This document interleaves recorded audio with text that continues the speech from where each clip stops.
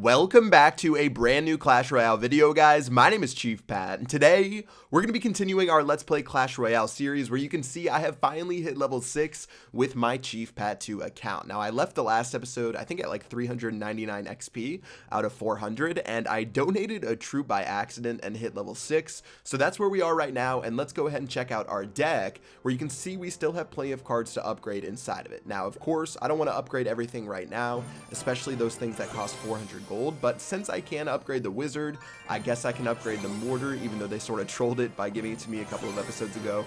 Let's go ahead and upgrade that, and then as far as the Inferno Towers go, we can do one upgrade for the Inferno Tower, and thus sort of just probably leave the rest of the cards, except for the Tombstone, of course, which only takes 50 gold to upgrade. Alright, so that's pretty much it for the upgrades right now. So taking a look at our deck, still rocking the same deck right now. However, if you guys have a different deck that you want me to play, feel free to drop a comment in the comment section below. I think inside of the next Let's Play video, I'm going to switch it up because I've been playing the same deck for the last couple of episodes, even though personally I think it is one of the better decks at this lower arena. And if you guys are below Arena 5, if you guys are in Arena 5, I think this deck can take you extremely far.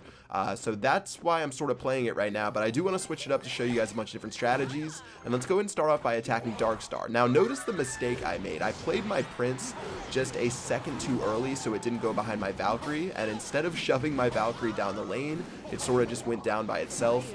Whereas the Valkyrie, if the Valkyrie went first, it actually would have taken out those skeletons that the witch spawned and maybe done more damage to the tower. So slight misplay right there, and take a look at this guy's push. He's got the witch, the wizard, the hog rider, and the giant going at my bomb tower. So going to be a little bit difficult to clean this up.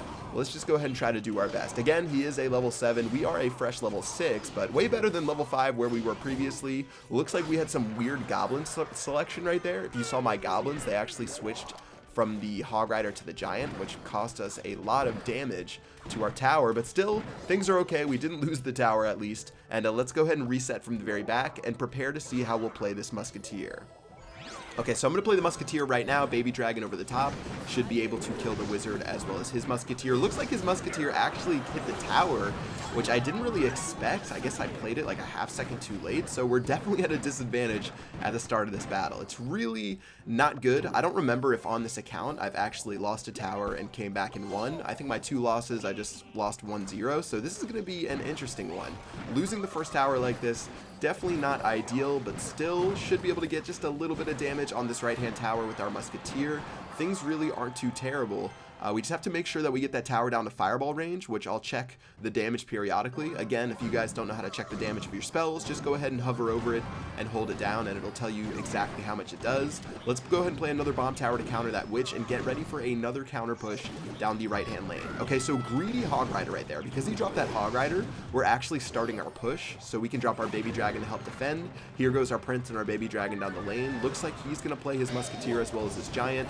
Not a very well-placed musketeer. It's actually going to go in front of the giant, making it die pretty quickly. And take a look at our baby dragon on the top right. It's actually doing an awesome job. It got the tower down to 127 HP, which of course is plenty enough for our fireball to take out. So let's go ahead and switch up the pressure as he drops that witch and make another push down the left-hand lane. Now you can see he didn't do a very good job of playing the lanes. I was sort of throwing them right to left, which worked out really well. And take a look at the right hand side. It's going to go down right now. The left hand side is at 652 HP. The battle has been turned on its head, and at this point I think he's sort of panicking. He's dropping his hog rider extremely close to the bomb tower. He's making all these crazy pushes, and it should catch up to him in just a second. Now that we are sort of just hanging out, let's play our bomb tower to counter this witch, and things should be pretty groovy as we get ready for a final push.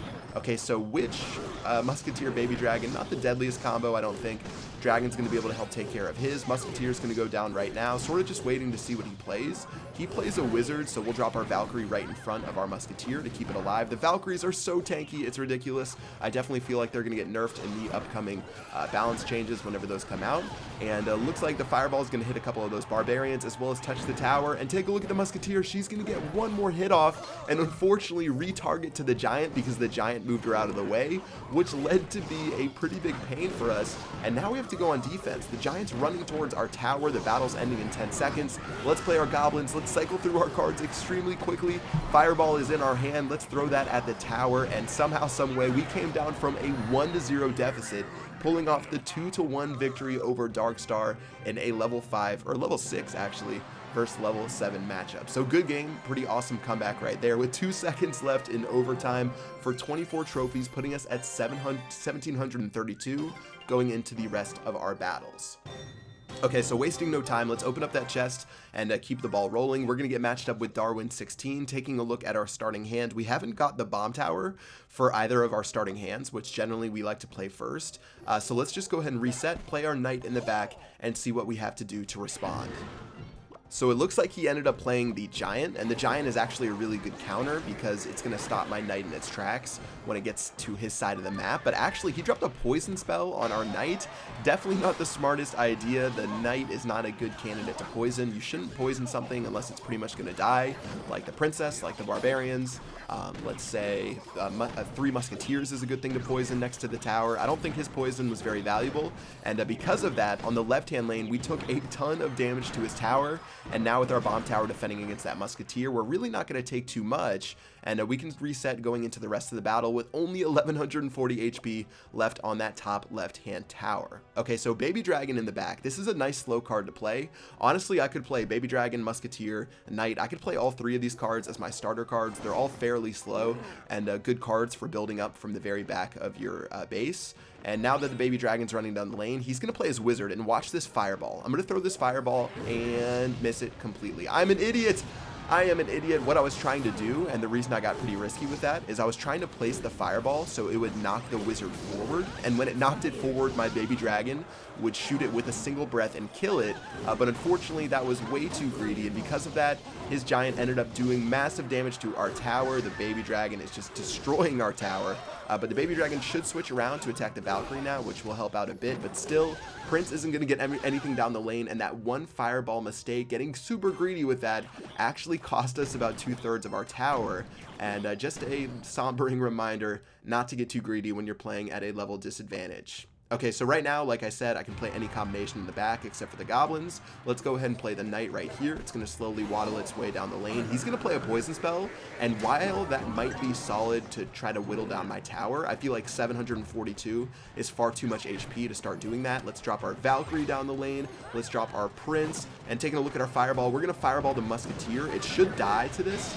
So you saw the Fireball hit it as well as the Baby Dragon doing a ton of damage. He's going to follow up with the Giant down the lane, but the Giant really isn't going to do anything. It's sort of just going to sit there and die as I build up some of my troops. Looks like the Baby Dragon is onto the tower. Gets one more hit off to drop it to 294. He's going to poison our troops, but still, Prince will charge through the slow and give us that first crown of the game with 20 seconds left. Now I'm going to go ahead and keep up the pressure. If he doesn't respond to this side, even if he takes my tower, I know I'll take the tower on the top right. Looks like he dropped his Baby Dragon to try to push, but he does have to counter with the bomb tower, meaning this game is effectively over as our Fireball goes down.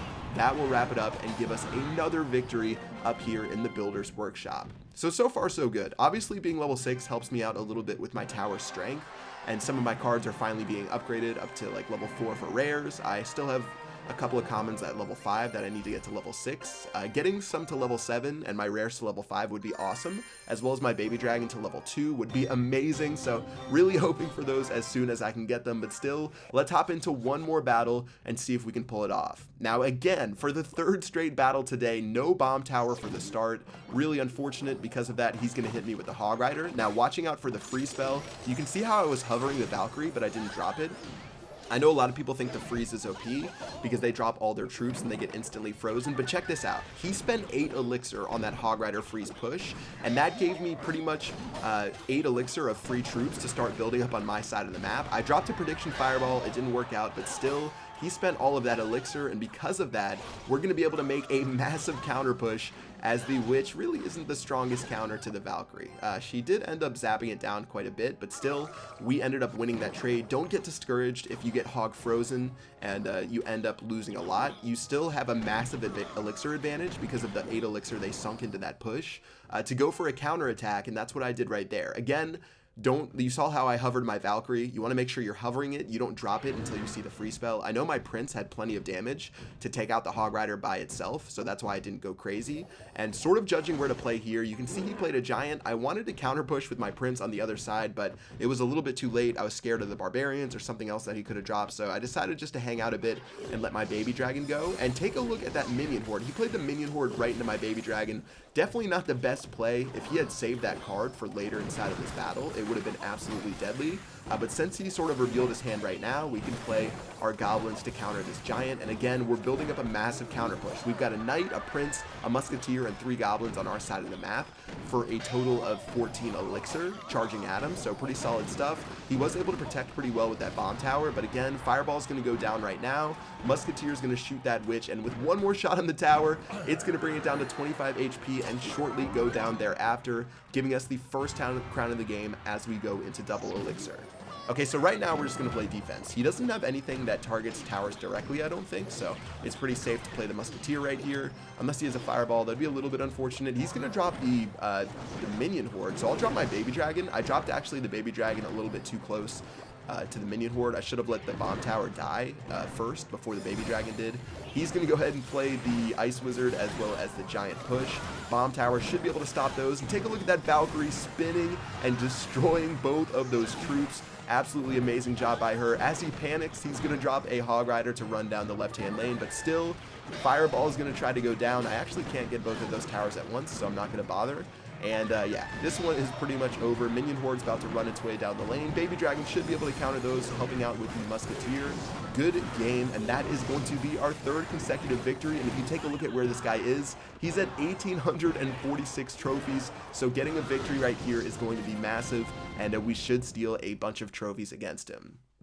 Okay, so wrapping it up, looks like we got 37 trophies for an extremely well-fought battle. Silver chest as well. Really not getting too many. I don't remember the last time I got a magical chest on this account. But anyways, let's go ahead and head back to base, where you can see we are at 1,799 trophies. Only one away from 1,800. A little bit unfortunate there, but yeah, we are level 6 up at 1,800 trophies pretty much. Only 2 losses so far on this account. Taking a look at my deck, pretty much the Baby Dragon and the Bomb Tower are the 2 underlevel cards right now, so hopefully I can upgrade those sometime soon. But like I was saying in the beginning of this video, I would definitely like to hear your guys' suggestions. Now, I don't want to play crazy troll stuff, but if you have some fun decks you guys want me to show you, different strategies that you're seeing at lower levels for me to try out, definitely let me know with a comment in the comment section below. This deck right here is pretty versatile. You can use it against every single attack strategy pretty much, so that's why I like playing it. But still, I'd be happy to try other stuff. Drop me a comment in the comment section below, as well as a like if you enjoyed the video, and that's gonna do it. Until next time, I will see you guys later. Peace out.